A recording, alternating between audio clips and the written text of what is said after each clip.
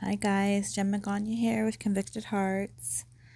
I just have a quick little cautionary story time for you today, and it is called The Dirty Deacon.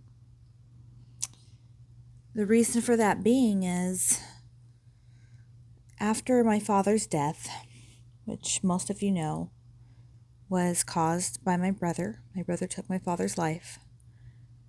I was given the keys to my father's home shortly after the investigation was finished, quite quickly, as a matter of fact, within 1 to 2 days.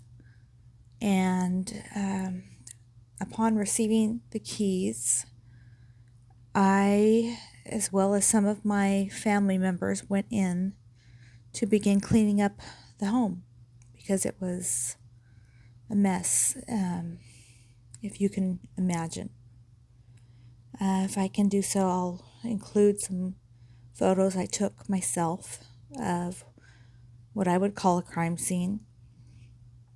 Also, just photos of how the home appeared. I'm not sure if everyone would call that a crime scene or not, but I do. So, when I was there cleaning, I heard what sounded like a large vehicle pulling up, like a diesel truck, a dually type vehicle. And I was in the garage, and the door was halfway open, so I could sort of see what was waiting out in the front driveway. If you're familiar with Salinas, then you know you can pull right up in front of the homes, like on the streetways. So that's what this person did.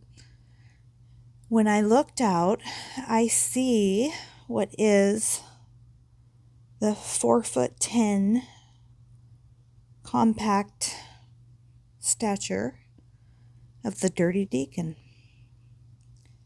a deacon of my father's church, who showed up to my father's home with a long bed diesel truck and a full flatbed trailer. He looked shocked to see me there, as well as the family members that were there to help me, which were only 2 or 3. And he said, "Well, I'm here to pick up the items your dad wanted me to have." Yeah, he did say that.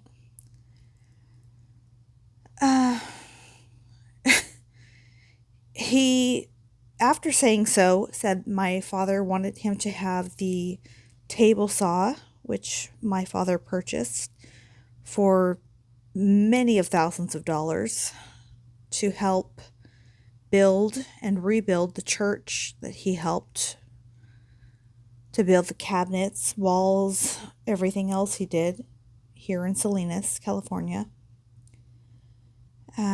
My father had worked on this church for many years and put his time, his sweat, blood, and tears into it, and been a faithful attendee of the church. And this person, this deacon, was coming to tell me days after my father's body was found just outside the home in his travel trailer he had just purchased, that my father wanted him to have these items, his tools, his table saw, many of other things.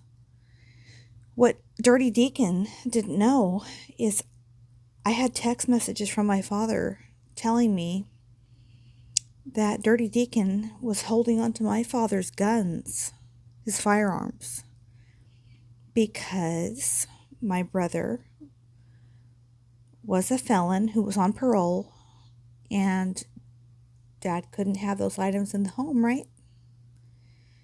So when he asked me about the items, well, your dad wanted me to have this. He really wanted me to have this. He caught me on the wrong day. I said, "Is that right?" "Well, you're going to have to show me something in writing, because this is all going through probate now." And then I also said to him right after that, by the way, where are my dad's shotguns, rifles, and his 9mm that you were holding on to for him? Dirty Deacon told me, oh, I gave those back to him months ago. Didn't he tell you? No, he didn't tell me that. And I doubt that is even true because my brother was still on parole, so my father would have known not to have those items back in his home. Fast forward after this event, probably a month later, and trip out on this. We went back to the home to do some more cleaning and yard work because it was so overgrown and such a mess.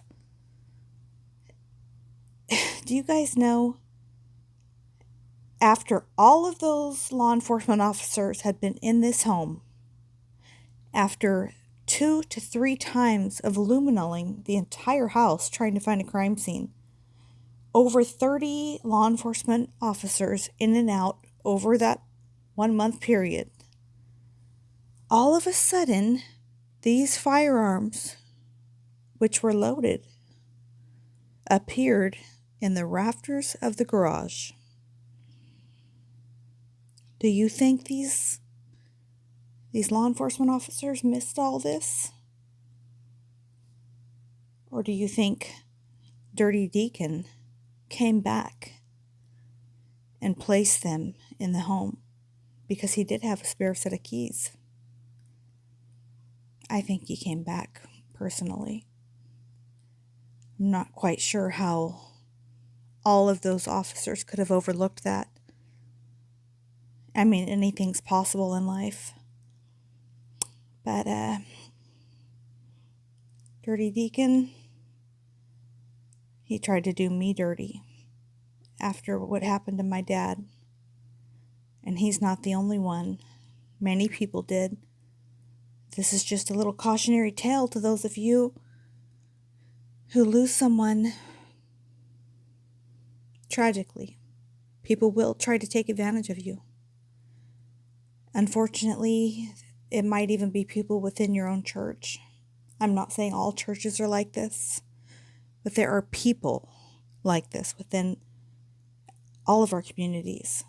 This is nothing against the church. I'm just telling you that, unfortunately, in this situation,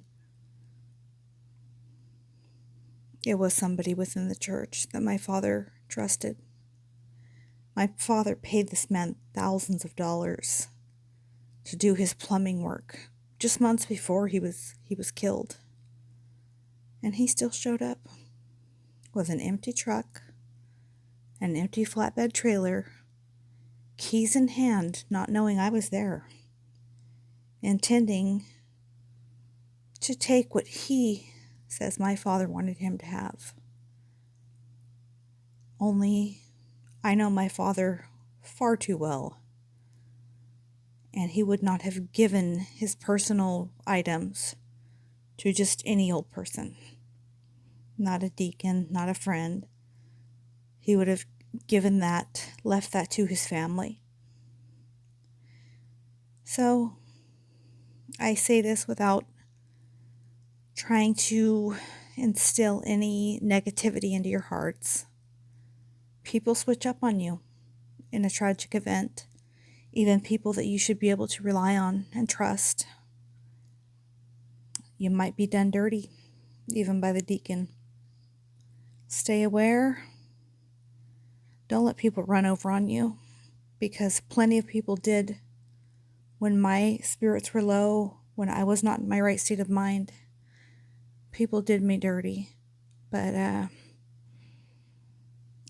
going to speak on it from now on, and it won't ever happen again. And you know what? Shame on you if you were one of them. And I hope it doesn't happen to you and your own family. I say that with all love, compassion, and positivity from myself, Jen, with Convicted Hearts. God bless you all. Stay safe, stay healthy, be blessed.